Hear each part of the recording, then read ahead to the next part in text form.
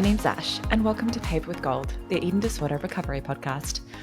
I want to acknowledge the traditional landowners on which I am recording, the Gadigal people of the Eora Nation. Thank you very much for joining me today. I hope you're doing well. I'm doing okay. Going through an interesting health process at the moment, which I'm not quite ready to talk about just yet, but stay tuned because I will share very soon. No, it's not a diet, just in case anyone thought that.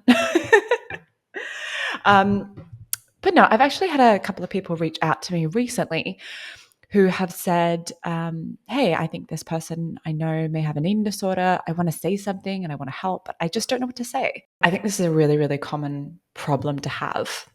And I appreciate people, asking someone who has been through something, who has been through an eating disorder, because, coming from a lived experience point of view, I kind of am able to give that insight of what works, what doesn't work, what you should be saying, what you should absolutely avoid saying. I mean, I know personally, even my own mum, who was watching me slowly deteriorate and slip deeper and deeper into an eating disorder, wasn't sure how to approach the subject with me at the beginning. She didn't want to upset me or make it worse or have me completely shut down or deny it. And I know that she just felt really, really powerless. And there is a lot of information out there, but I wanted to use this episode as an opportunity to lend my lived experience lens on this topic and to cover a few things that maybe some articles out there might not mention. And also, I feel that I want you to use this as a tool and hopefully offer you guidance on how to approach helping someone who you may think has an eating disorder.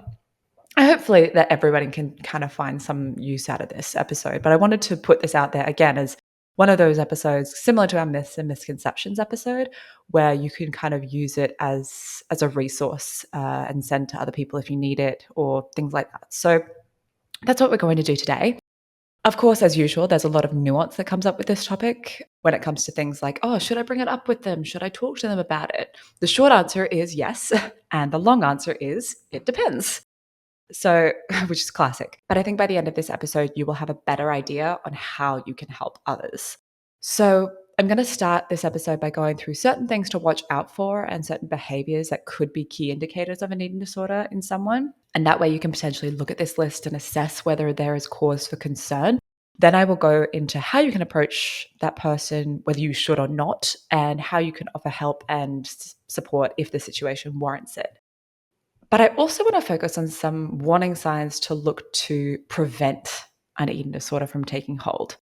Of course, not all eating disorders are preventable. I'm well aware of that. But I often say on this topic, the earlier you get help and intervene, the easier it is. I also fully know that sometimes when I say early intervention, a lot of eating disorder resources out there won't, like inpatient treatment or things like that, they won't intervene unless you reach a certain level of unwell, which is so messed up. I know that. But it's more, what are some methods or tips you can take to prevent an unhealthy relationship with food and movement, things like that, from taking a hold? So for many eating disorders, especially for me, they can start out as a simple diet, but they can then quickly escalate and you can lose control. So if someone is starting to potentially tip over into being obsessive or controlling or getting hyperfixated on dieting, movement, or exercise, this is something that is also worth looking out for and definitely warrants some sort of intervention or conversation. So I'll get into how you can approach a loved one or a friend at this crossroads to prevent it from getting worse and potentially ending up as a bigger problem. Like I said, not all eating disorders are preventable. I know that, but if we move into this sort of more mindful state of harm reduction, then I think you can potentially intervene before things get worse and it can be easier to navigate later.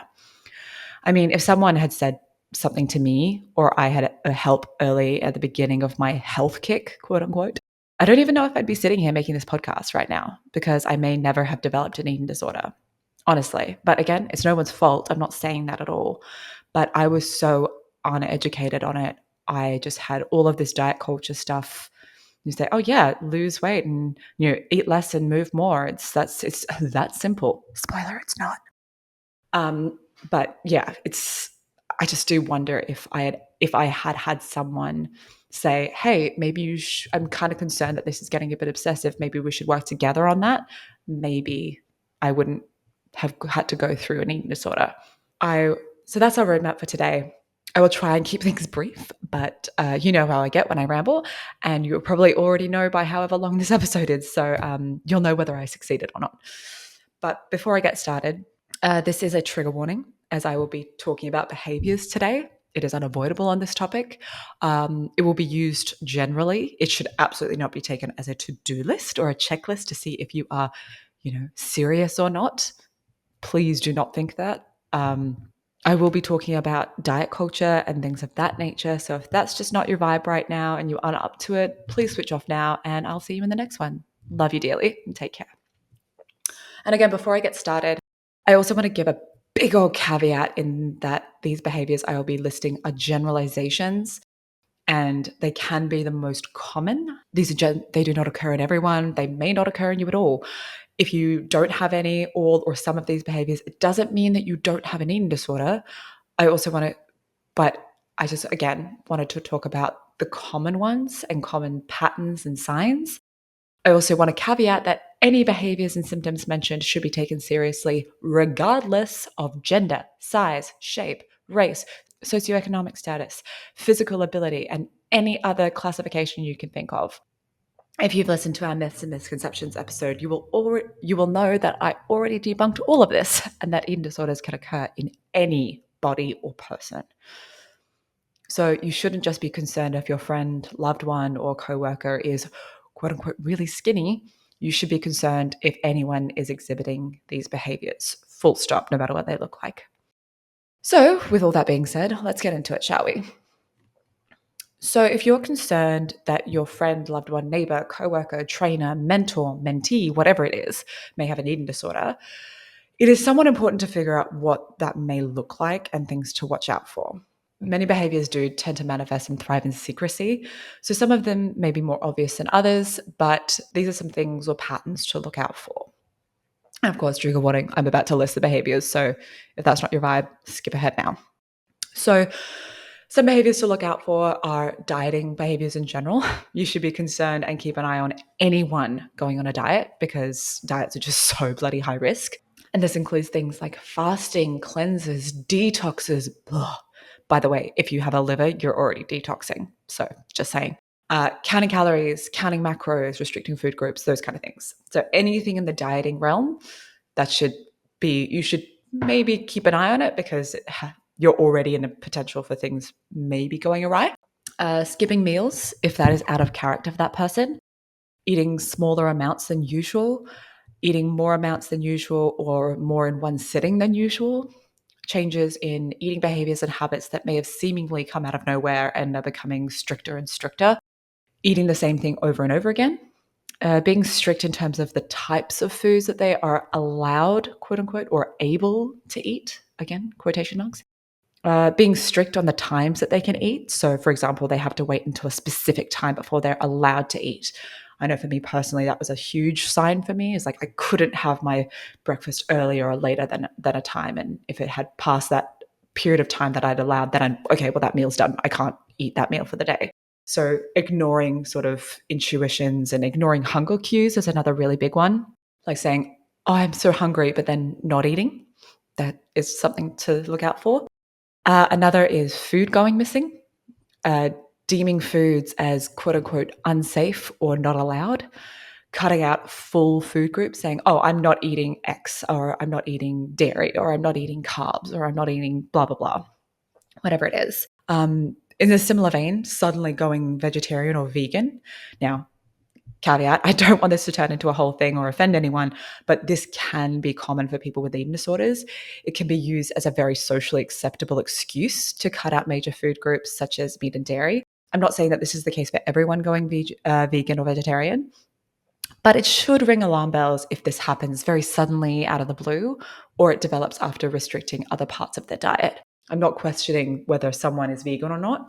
I'm just saying that it could potentially be a sign that they're using it as a cover-up. Same with people saying, oh, I'm going on a juice cleanse. It's like, okay, that could be used. It's a socially acceptable way of being able to only limit yourself to certain foods. Just things to watch out for.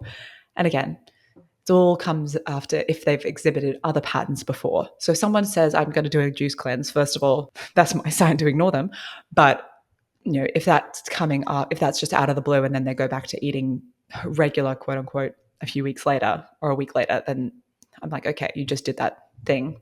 I hope it was worth it. But if it's someone who's steadily becoming more and more restrictive, and then they say, oh, I'm going on a juice cleanse, or they're using it to maybe hide a relapse or so, if they have experienced eating this sort of stuff in the past, again, it's just stuff to keep in mind. Then there's obsessions with whole foods, quote unquote, or eating clean, again, quote unquote. There's a lot of quotation marks in this one. This could potentially be a sign of orthorexia, which is an obsession with healthy eating or clean eating to the point where you can have an irrational fear of, quote, non-clean foods, and that these would cause your body harm, and they progressively get more and more restrictive. Hoarding food is another sign. People using laxatives, appetite suppressants, or diuretics. Frequent trips to the bathroom during or shortly after eating, whether they be small, normal, or large amounts of food. Any sort of sudden disappearance around food or regular disappearances around food should be a cause for concern. Sudden dislikes of foods that were once favorites or foods that they've eaten previously. So if someone has never experienced, I love toast, for example, and they've always had toast, and then suddenly like, no, I don't like toast. It's like, okay, well, why is that sudden all of out of the blue? That could potentially be another sign. Replacing meals with fluids such as tea, coffee, low-calorie drinks, energy drinks, soft drinks, or soda for our American listeners. So if that's all that they have during the day to just keep themselves full and stave off hunger. If they exhibit any rituals while eating, so this could be cutting things into small pieces, taking very small bites, mashing food or smushing it into plates, eating things one at a time, so one pea at a time or one tiny little bites from one thing at a time, not eating things together. That can also be a sign, although that could also be just a sensory thing as well. So again, take that with a grain of salt. Only using certain utensils or plates, overuse of salt and pepper in the seasoning, that can also be another sign, because when you are malnourished, a lot of the time it can affect your taste buds and it can make food really dull. So sometimes people use an excess amounts of seasoning. Another thing to watch out for is people preparing elaborate meals or cooking for others, but then refusing to partake in the eating of them themselves, and almost maybe getting a vicarious joy by watching other people eat while not eating themselves. Obsession with food and food topics such as cookbooks, cooking shows, restaurants, menus, food production, even preoccupation of watching shows depicting eating disorders. That was a huge one for me. Changes in clothing style and style of dressing. For example, some may choose to dress in really baggy clothes to hide their bodies. Or in my case, I felt that I had to wear really tight clothes or non-baggy clothes to, quote, prove that I wasn't big. I remember having this fear that people would perceive me as fat, and I felt almost that I had to prove that I wasn't. I had to prove how thin I was, which I know is super fat phobic and has a lot of weight stigma attached to it. I know it was just a big fear of mine at the time. I have since, taken efforts to unlearn this kind of, thought process. Other things are withdrawing from friends and previously pleasurable activities, then them becoming more and more secretive and isolated. People becoming extremely picky and fussy and fearful of food. Perhaps, these could be fears around choking or a fear or intense dislike of textures. Again, this could be a sensory thing, but it also could be an indicator of ARFID, which just little teaser, that's going to be our next episode. So keep an eye out for that. Similarly, only eating packaged foods or only eating food of a particular color. Then there's avoiding situations that involve food and eating, or avoiding eating in public, or only eating in private. Then there's extreme concern and preoccupation with their body size and shape, frequent checking in the mirror or reflective surfaces, and this is what we call body checking. This could also include grabbing or holding parts of their body, or intense scrutiny on their appearance. Increase or uptake in smoking, drugs, or alcohol, and these are either used as coping mechanisms or as a means to suppress appetite. Then there's engaging or signs of self-harming, and of course, engaging in compulsive or excessive exercise or movement. And some warning signs within this to look out for are exercising in bad weather, continuing to exercise while sick or injured, refusing to take any rest or rest days, which is super important for our bodies, the inability or unwillingness to sit or stay still, excessive walking or movements around the house, so just constantly moving, secretive exercising, and then experiencing distress, anxiety, or fear if the exercise is not possible or you're not able to complete it to its normal length or time, or you don't have access to your exercise of choice. And of course, not being able to eat properly, quote unquote, or at all if they are unable to do that exercise. So modifying what you're eating if you are not able to get to do that movement. Of course, if you see things like this happen once or twice, like I said before, maybe it could just be people doing people things. People don't eat the same way every day. People, like to have variety. People who are fairly intuitive with their eating habits.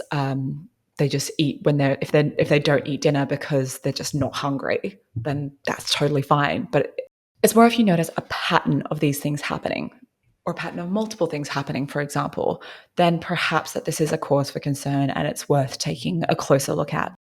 Now, there are, of course, physical signs to look out for, but again, I don't really want to go into them too much because it is a bit invasive, and I definitely don't like people making assumptions about someone's health based on physical appearance. I like it even less when comments are made about changes in someone's body, but again, I'll get to that a little bit later. Saying that though, I feel like I can't help but talk about what sort of physical changes could be potential warning signs. But to me, the behavioral signs and psychological signs and overall attitudes towards food should be taken probably more seriously than any physical changes, especially because they don't occur in everyone. So, caveat, caveat, caveat. Here are some physical signs to potentially look out for. Obviously, the main one, which I'm sure you're all not surprised to hear, is weight loss or weight gain. Again, sometimes, not always, and it doesn't have to be someone who's looking skeletal or really skinny. A dramatic weight loss for someone who was at a high weight previously is equally a cause for the concern. Then there are complaints of gastrointestinal issues or stomach cramps, muscle weakness, if someone's really fatigued and exhausted, tiredness or sleepiness, as in they just can't keep their eyes open, menstrual irregularities or what's called amenorrhea. And this could include not starting the menstrual cycle or the loss of the menstrual cycle, or only experiencing a period when they're taking hormonal supplements.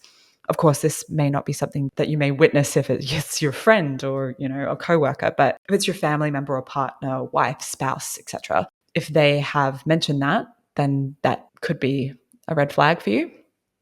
Similarly, decreased libido or sex drive.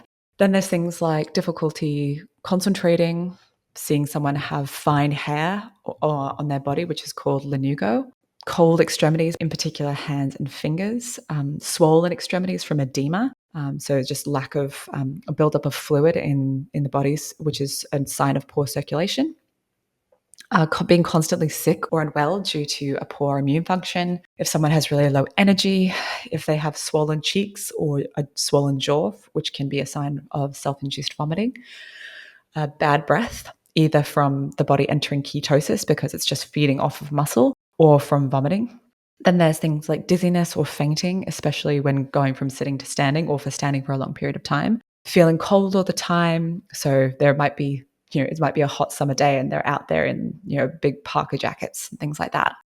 Sleep problems, dark circles under the eyes, waxy or dull skin, scars, cuts and calluses on the top of their finger joints or on their knuckles.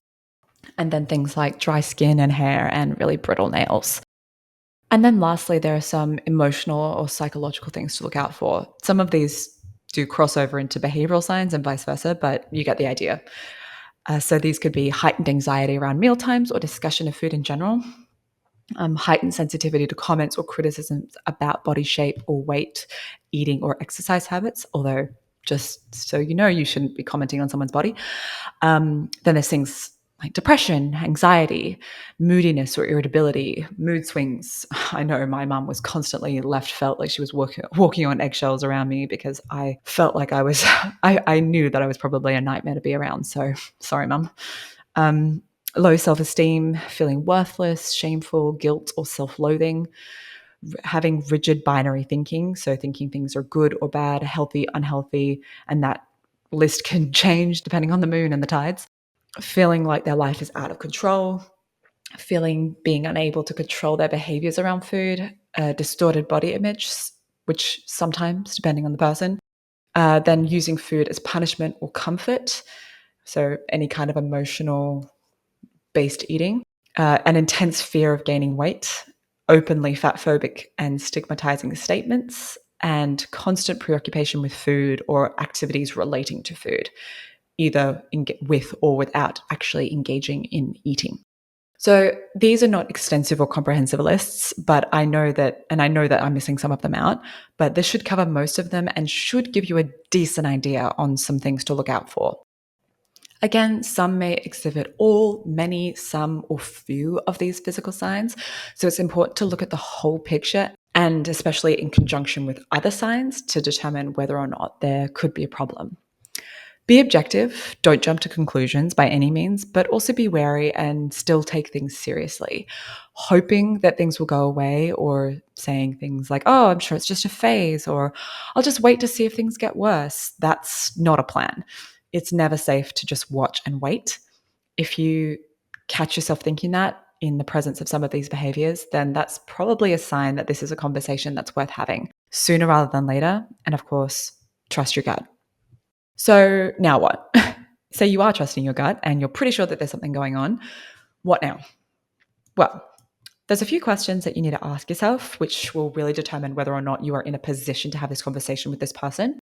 The first question to ask is, do you have a decent relationship enough with that person that you can express genuine concern without it seeming white knighty or that you feel obligated to say something, and that this person will really feel that you actually genuinely care for them? I know this sounds weird, but it's really important, and I'll get into why later. The second question is, are you in a position to follow up with this person? Third, are you prepared to be there to support this person if there is a problem and they do need help? And fourth, are you prepared with resources to help them through this? And if you're listening to this, then there's probably a good sign that you are. So if you answered yes to these questions, great, awesome. I'll get to you in a minute. If you answered no to these questions, that is totally okay. You have a choice. You can either become this person and develop a relationship with this person so that you can have this conversation with them, or you can find someone who is close with them, who is willing and is able to help through this journey. The thing is, eating disorders are super reclusive, they're secretive, they are isolating. And when you're in it, I know this sounds weird, but it feels like you do have something special. When you're isolated, it gives you comfort, it keeps you company. It's your special little thing that only you understand. If you're suffering trauma or you're in an unsafe environment, such as family or intimate partner violence, it can make you feel safe. It's both comforting and destructive. It's both comforting and isolating. It's both the best and the worst thing at the same time. Again, this is speaking for me personally. I know that not everyone will feel this way, but I know it's really hard to understand unless you've been there and lived through it and lived with it. Again, speaking personally now, when I was in the throes of my eating disorder, I did desperately want help, but at the same time, I was terrified to give it up. It may have been my eating disorder telling me that I didn't want to be free of it and that it was giving me something, but it was also my coping mechanism, and it was a damn good one. And the thought of getting help meant that my coping mechanism was going to not just go away, but be taken away. And that is super scary to be faced with. I think it's important that people understand this when they're about to enter into this conversation, because the eating disorder will give so many excuses for why that person doesn't need help, because it feeds off its host. This is why, and I've said it before, you need to make sure that your concern is genuine and that you have the willingness to follow through. Because if I felt someone wasn't genuine about their concern, or I knew that they weren't going to follow up, then my eating disorder was so quick to dismiss it. Like, oh, they don't really care. They don't really mean it. They're just doing this to make themselves feel better, whatever it is.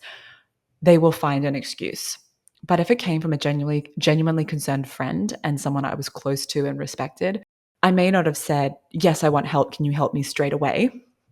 But I may have been more forthcoming with them and say, yeah, I know I have a problem. It's something I'm trying to work on. but I'm stuck, or yeah, I'm trying to work on it. I don't really know what to do. I'm not really ready to talk about it right now, but thanks for talking to me about it. And then I may be more likely to go to that person in the future, or at least I know that that person, I'm on their radar, for example. And it's also kind of nice to know that someone cares, um, whether I choose to take them up on that or not. I know I'm jumping around here, but I want to make it really, really clear and really important that I think it's really important that you are coming at this informed, prepared, and ready to take on this task. I'm not saying that you have to be the entire backbone of this whole getting care and help thing, and you may not have to help them the whole way through it. And of course, at the same time, they absolutely have to want to do it themselves. You can't do it for them.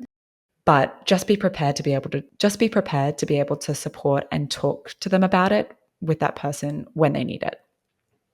But if you're listening to this episode, it's probably more likely than not that you're not only in a position to help a friend or a loved one, but are willing to help. So let's get into how you can actually help. I have 12 things to keep in mind, or 12 tips. I know it sounds like a lot, but I think we can get through it quickly. Famous last words. But the first one is be prepared. Know what you're going to say before you sit down and talk with them.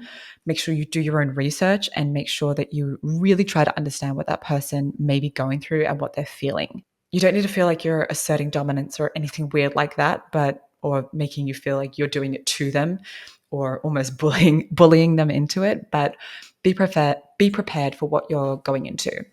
Be prepared for denial or anger or resistance or even relief. They might be really relieved that someone said something, and just remain calm no matter the response. They may try and convince you that nothing is wrong and just dismiss you. And I would say definitely respect that boundary, but be confident and trust your gut going in. If you feel like something is wrong, it probably is. But of course, don't have blinders on to the point where you are not listening to what they're actually saying. I think most people have a pretty good intuition on this stuff. So if you go into this conversation and the wall immediately goes up and they don't want to talk to you, respect that. You probably won't get through to them at that point anyway, but at least you've planted the seed. So they might be able to come to you in the future when they are ready. Some may not even realize that they have a problem. So it may take them time to process what's going on. But also, on the other hand, they may be really receptive. So be prepared for that too. Like I said, relief could be another very common response. The second tip would be to approach the situation with empathy, non-judgment, and without assumptions. The last thing you want them to feel is judged or even make them feel more guilty than they probably already do.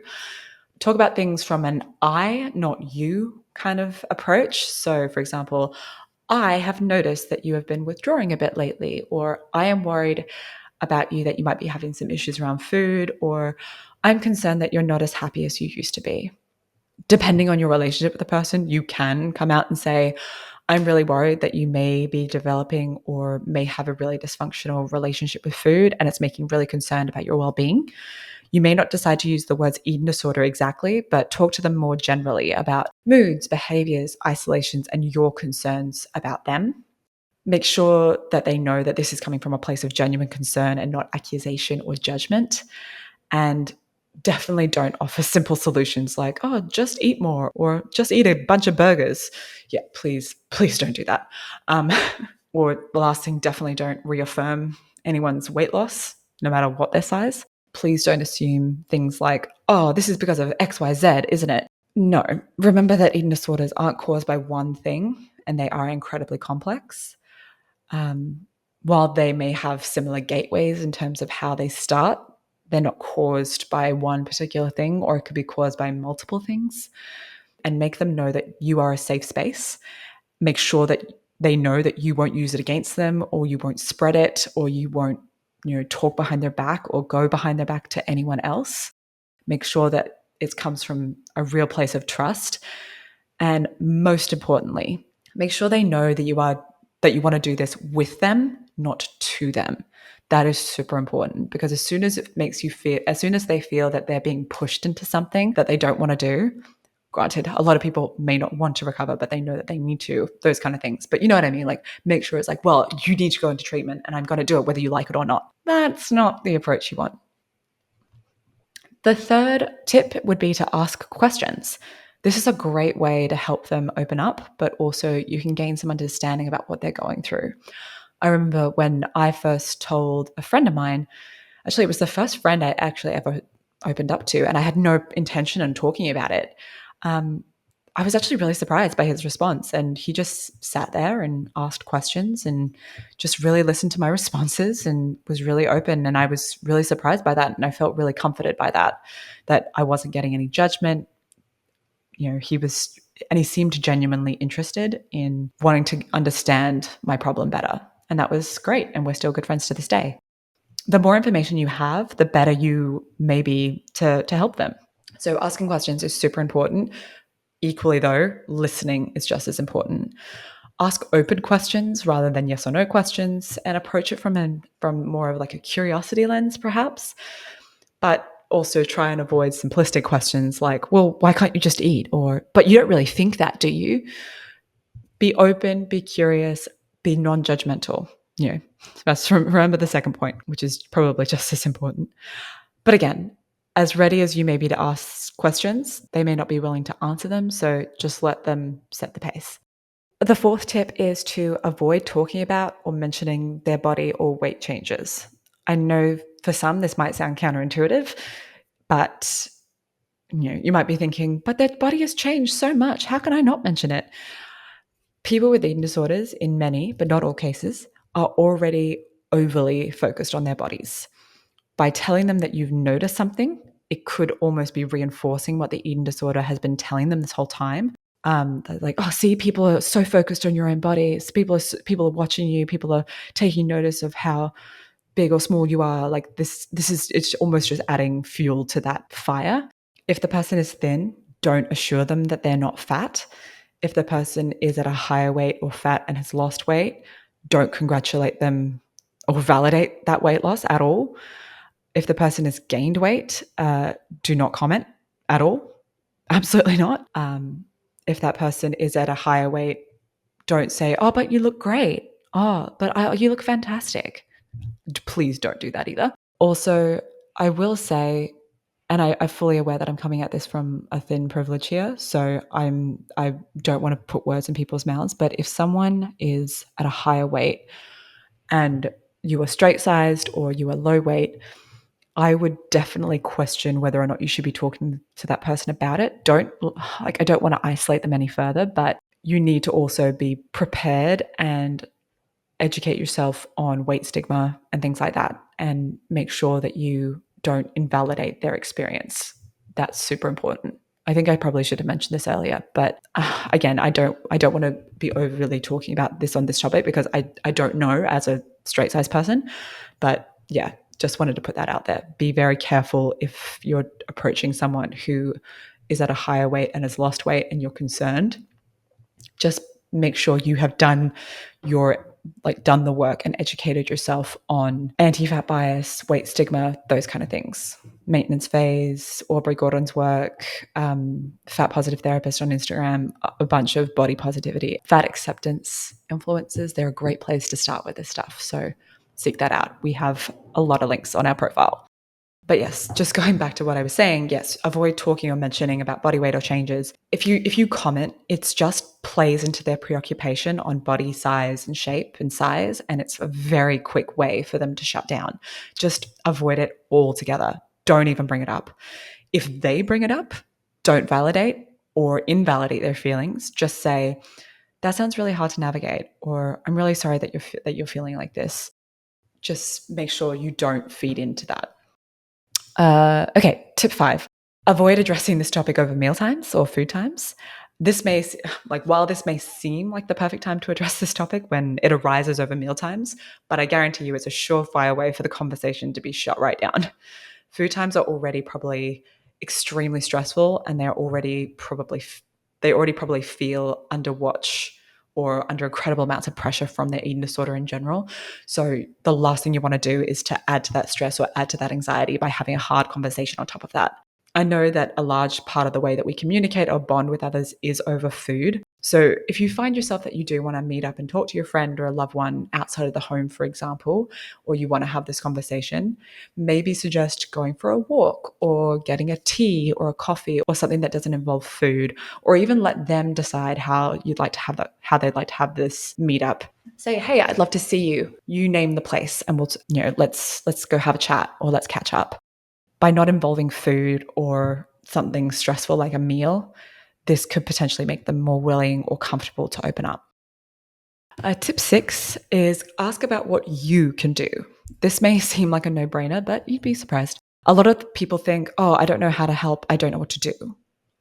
A simple question. Have you asked them? Have you explicitly asked that person what you can do to support them? If not, give it a try. People are pretty good at telling you they're pretty good at telling you at least what they don't need from you, but some will even tell you exactly what you do need. Ask what is helpful and what is not helpful. And most importantly, when they tell you what you can do to help, do those things. It's really that simple. The 7th tip here is to listen. I know I already kind of talked about it, but I feel that listening is almost a lost art these days. And of course, I'm not going to pretend like I'm not guilty here. I'm a chronic finish someone else's sentencer and want to interject to people's conversations. But it is really important to just let that person talk. Listen to what they're saying. Listen to what they're not saying. Listen to understand. Don't listen to respond. Those are two very different things. Because if you're just listening so that you can respond, then you're not even really listening. You're thinking about what you want to say to that person rather than listening to what they're actually saying. It's a really big skill that I've had to do a lot of learning about is listening to understand, not listening to respond. Listen to their experiences, feelings, and concerns without judgment. You honestly, half the time, you may not even need to respond. Oftentimes, there is no answers to be given. Just give them an open space to talk freely. And honestly, they'll probably really appreciate that. And then if they want to hear what you have to say, they will ask, well, what do you think? Or am I being crazy? Or, am I wrong? Or those kind of things. They will often ask for what you think. The 8th tip is no ultimatums. None. Nothing of the sort. Please. None whatsoever. Like I said before, treatment and recovery and help of all kinds should be done with you, not to you. You can't bully someone into treatment, and you certainly can't bully them into getting help. A lot of the times they need to decide to do it for themselves. Number 9 is offer trust and confidentiality when appropriate. Let them know that they can trust you and that you are a safe pair of hands. I mentioned this before, but, and I shouldn't have to say this, but keep what they say confidential unless they say you can tell someone. This is not family gossip. This is not office tea. And you should actively try and discourage any kind of whispers about that person, whether they come from a place of concern or not. Because if you're really that concerned, why don't you talk to them about it yourself? Don't be gossipy. Don't be talking about them. Either they need to step up and offer support or stop talking about it at all. Honestly, just don't be mean. Please don't be mean. It may not seem like you're being mean, but you're being mean if you're talking about it behind the back. There is, of course, one exception here. Not the gossip stuff, but is if someone is an active risk to themselves and they are in harm's way, don't threaten them or give them an ultimatum. Remember what we just learned. But if they have mentioned things like self-harming or suicide, you need to gently assess their risk. And if they are high risk, gently tell them that you have a duty of care to tell someone and to intervene. For more information about this, you can listen to our episode on suicide and eating disorders, which is a special episode that we did back in September last year, so 2023.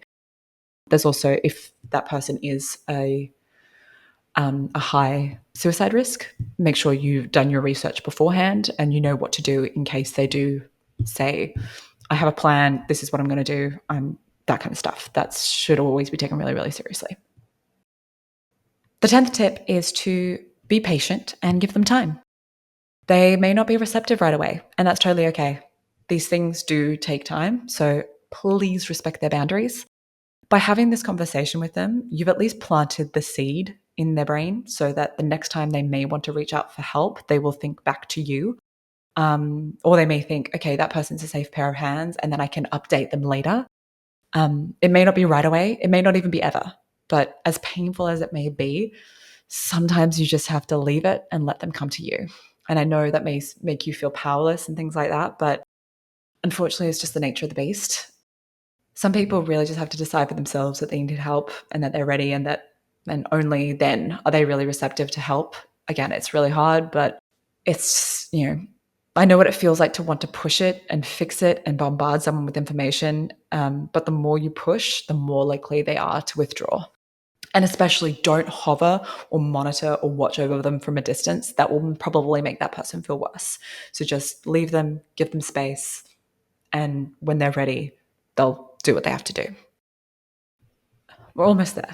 Number 11 is to encourage them to seek help and offer resources.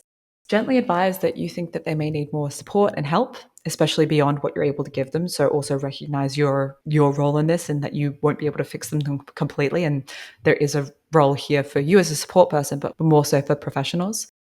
But put it into plain words that you are there to help and support them. And make sure you have resources available, such as places they can go to get help, or support, such as support groups, charities, health directories, GPs, or family doctors or primary care physicians, whatever you guys call it in the States, things like that. So many charities have fact sheets and things like that you can download, plus support lines and directories for doctors and treatments and things like that. Don't whip them out during conversations with them, but have it in your back pocket if they ask for it. You can say, I'm happy to help you find someone that can, if you're willing to do that, that's great. You can offer it, but don't force it because you don't want them to feel like you were conspiring behind their back or anything. Our website is a good place to start. But also, if you have any other questions or need extra advice on where to go, you can always reach out to us on Instagram or email. The last tip I have is to have a follow-up plan. Make sure that part of the conversation you have includes you saying, I'm going to check in on you later in a few days, weeks, whatever, if that's okay with you, whatever the timeline you feel comfortable with. Especially if they say, no, I'm fine, or if they seem hesitant, make sure to say, okay, we don't have to talk about this now, but I will check up on you in a few weeks if that's okay. Even just knowing that you are there can make a huge difference. But also, if they do want help, ask them what they want the next steps to be and do those things. If they don't know, then yes, you can be prepared, like I said, and have some resources and say, well, how about I can send you some stuff if you like. And they'll say, yeah, that's great. Or they might be like, no, I'll do it myself, those kind of things. In which case you can say, okay, well, I'll check up on you and see how you go with those resources in a few weeks. Make sure that you assure them that you're there for them, of course, only in the capacity that you have. Like, you don't want to overcommit yourself and make promises you can't keep because that would be bad. But I want this to be really clear that this topic can be really tricky and hard to navigate as a carer or a loved one. So make sure you're getting support as well if you need it. It can be really helpless at times, and my heart goes out to you.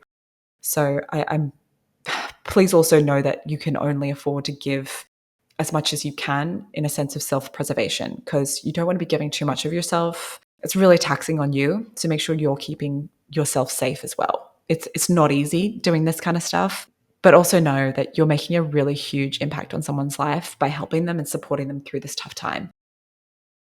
So those are like my 12 tips for how to help. Hopefully there's enough there to equip you with enough to approach the situation delicately.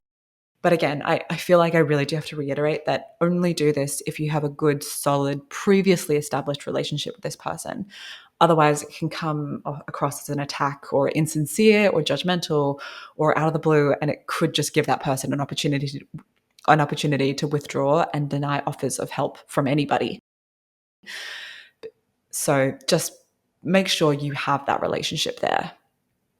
If you're not in a position to talk to that person directly, if you're just not that close with the person, for example, if you're a coworker or a distant friend or distant family member, and you aren't that close with them, whatever the reason, find out, does that person have someone close to them that you can raise your concern with? And if they do, try and raise it with that person, and hey, you can direct them to this podcast or other resources. So I also feel the need to say that if you can't get close to that person and you can't reach out to someone who's close to them, then there may not be a lot you can do. And I know that's hard, but it's also okay. I don't want people to listen to this and feel like they have to have a savior complex. It's not your job to fix anyone or save anyone, But if you're here listening to this, then there could be a chance that you just want to make a difference in that person's life. And that is a really amazing thing. But like I said before, the person who's living with the eating disorder has to want to do this themselves. And even if you just subtly mention the topic, or even if you get close enough to that person and develop that trust, that there's a chance that when they are ready, then they will think of you as that person that they can reach out to. And honestly, that is all you can ask for. But try not to be too despondent if they just say absolutely not, no way, and then they maybe seem to deteriorate. It's not your fault. Sometimes there's a lot you can do. They have to do it themselves. And if that is really troubling for you, make sure you seek help as well. And of course, don't, and also, like I said, follow up, have a plan, and revisit it in a few weeks or months, because maybe they might be ready then. And it also shows that you're serious and that you really do care, and it's not just a flash in the pan or a one-off. Maybe in a weird way, that person could be testing you, It was like, oh, well, let's see if they really do care, and see if they'll talk to me about it again. So just do what you can, but no, you might not be able to solve everything. So I know I'm like nearly an hour in here, but I want to round this episode out with something that I was mentioning at the very start of this episode. There's no such thing as too early to intervene, and I think offering some sort of harm prevention and harm reduction and prevention is really important. And a lot of this time, this can begin with combating diet talk, weight loss, and dismantling really harmful ideas and topics that honestly just rob us from enjoying really nicer things in life. And at worst, they can develop into full-blown eating disorders. So I think in order to have a better quality of life and a more joyful existence, we do need to shut down and challenge these diet and wellness ideals and nip them in the bud before they get worse. So I would really encourage people to engage in anti-diet influences and anti-diet talk, which is, there are people out there who actively try and combat a lot of the lies and misconceptions that the wellness and diet industry like to spout because it makes them a lot of money. There are heaps of resources on this. We follow and share a lot of those kind of people on our account, on our Instagram. So that can be a great place to start in terms of unlearning a lot of that. But what I want to do here is I want this section to be for all of those people who are witnessing themselves or a loved one currently embark on like a health kick or a transformation or a new weight loss goal, all in quotation marks, by the way, and just any kind of change in diet and exercise habits. So these are sort of red or amber flags to look out for, because you have the opportunity when they're talking about this to prevent an eating disorder from happening or developing out of this diet talk cesspool. So I guess what are some things to watch out for, and how can you intervene early? I know that can be really, really hard because diet talk is just so normalized and widespread and so pervasive. But hopefully the following can, like I said, be little red flags to look out for in terms of when this goes from normal diet talk into something that has the potential to be more sinister. The first thing to do would be to look at whether that person is high risk or not, because yes, while anyone can develop an eating disorder, there are definitely people who are more at risk than others, and we know this from research. So any person who has trauma in their past is a high risk. People who are transgender or gender nonconforming, neurodiverse people who have a history of eating or feeding disorders, people who are going through hormonal changes such as menopause, puberty, or HRT, people with a genetic history, people with disabilities, people who experience oppression of any kind, and fat folk. I mean, everyone should avoid dieting, that should just be said, but anyone who is high risk should also avoid dieting or any kind of weight loss goal or transformation, because it's kind of like dousing yourself in gasoline and walking through a fire pit. Your chances of things going awry are way higher than those who are not high risk. So if you or someone you know fits into these categories and is currently undertaking some kind of dieting, restriction, or body modification, then just proceed with absolute caution, or just don't diet, and implement harm reduction as best as you can.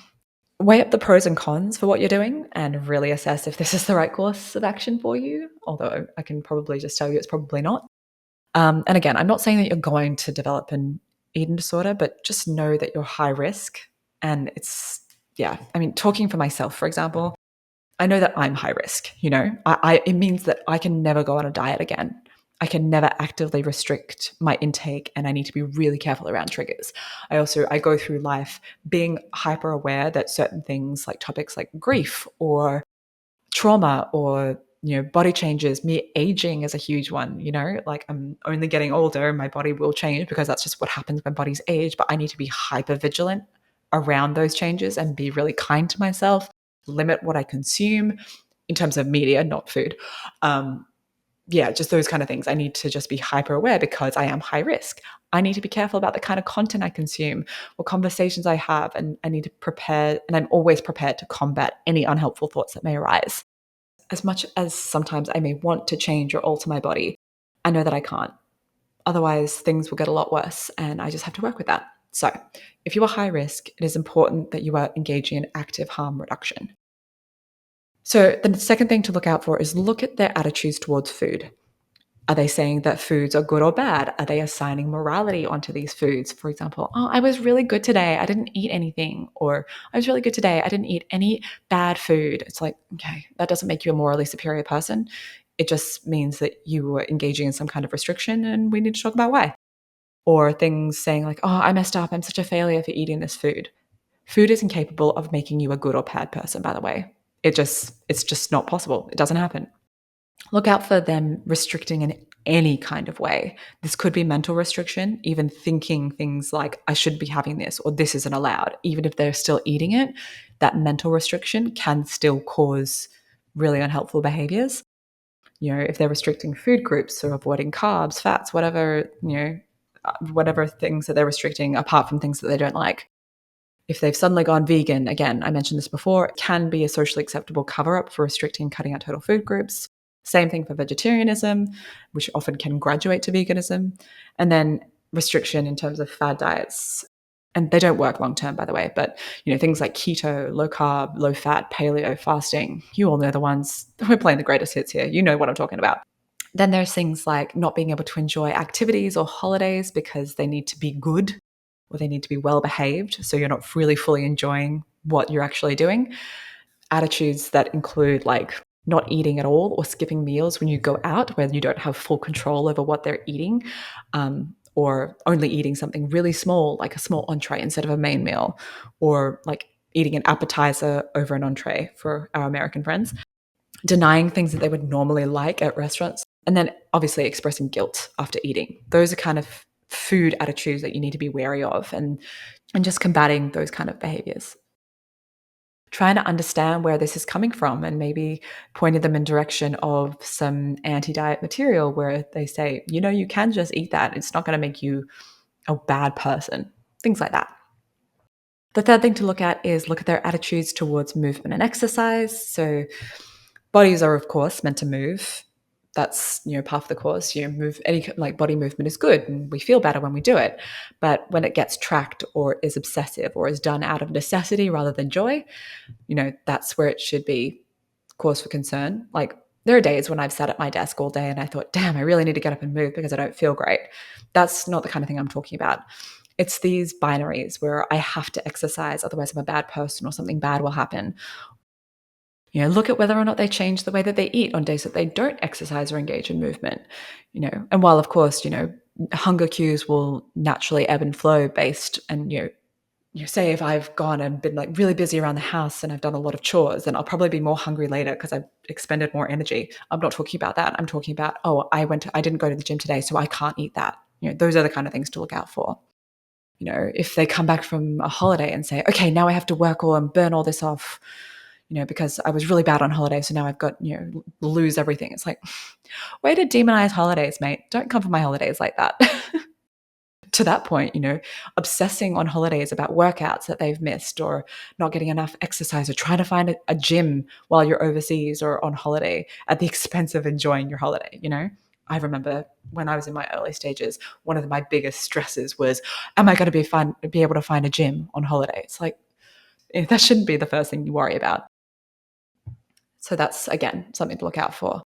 Other things are not being able to take a break, not resting, working out through injury, having their mood be directly impacted by whether they could work out or how good their workout was, those kind of things. All movement is good movement, by the way, guys.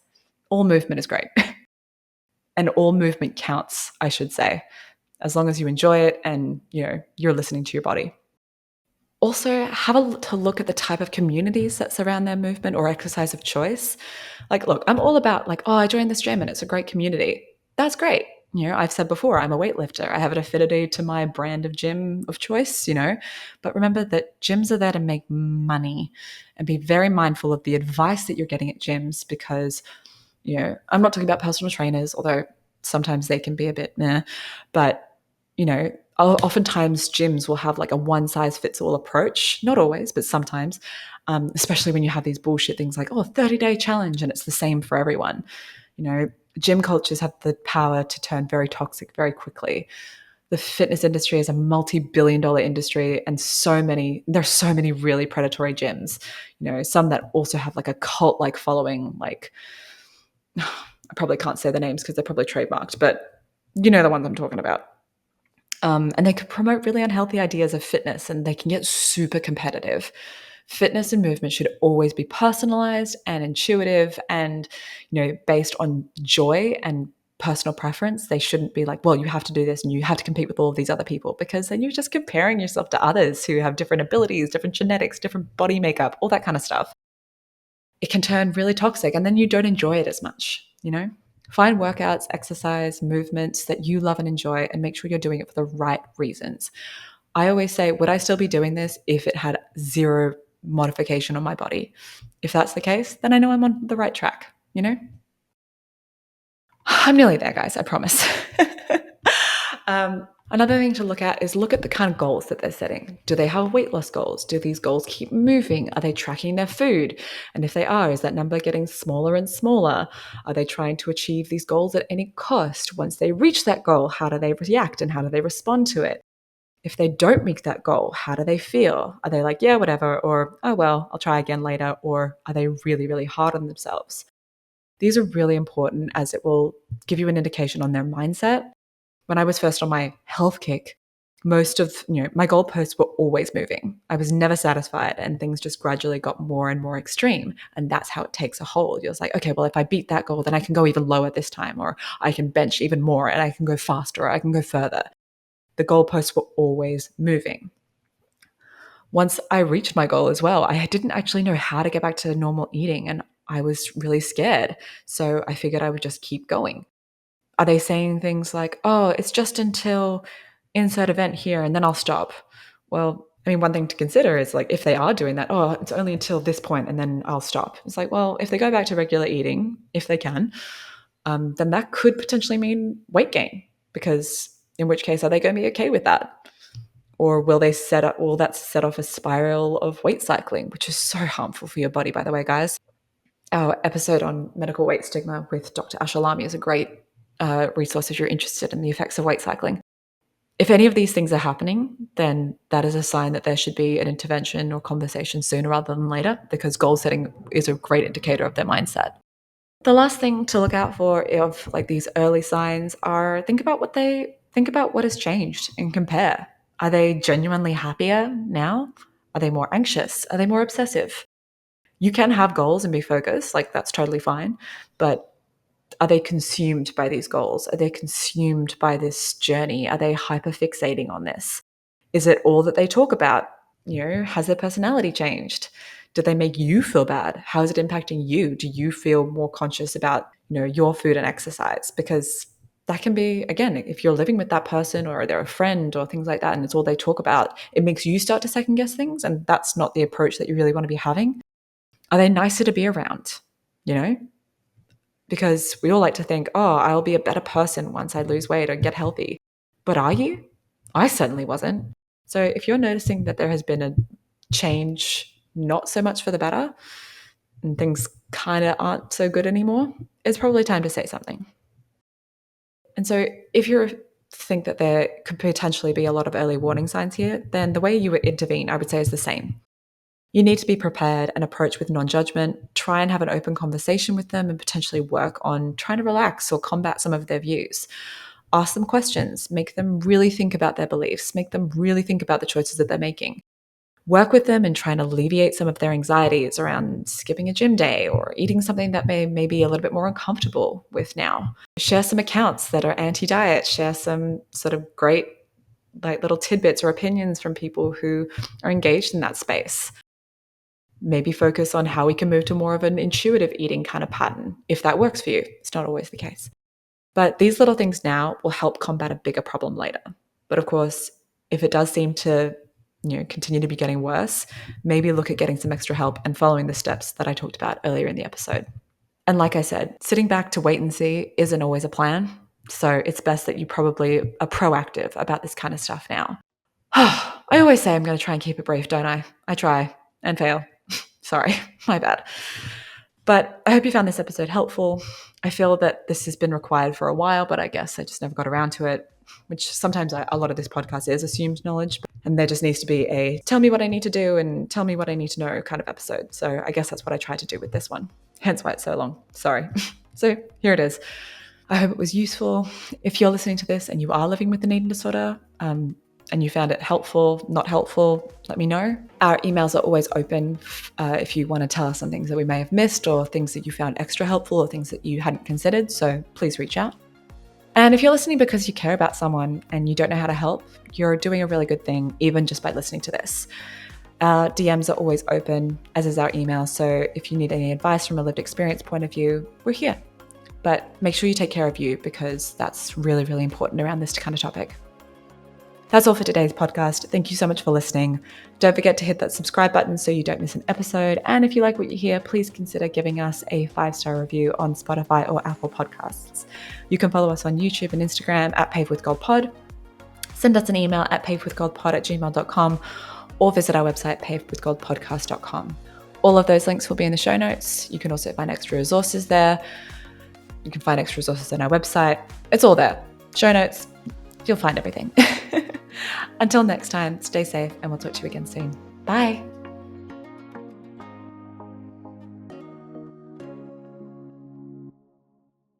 This podcast is general in nature and has not taken your personal circumstances or medical history into account. We are here to share our own experiences and the things that we have found helpful throughout our own personal recovery journeys. Please remember that each person's journey and circumstances are different, and not all of the information contained in this podcast may be relatable to you. It's important you consult your own GP or recovery team to seek out tailored advice before making any important decisions relating to your own health and recovery process. If you have found any of the content in this episode distressing, please contact your care team or a medical professional. If you or someone you know is in crisis and needs help now, please contact emergency services in your region immediately.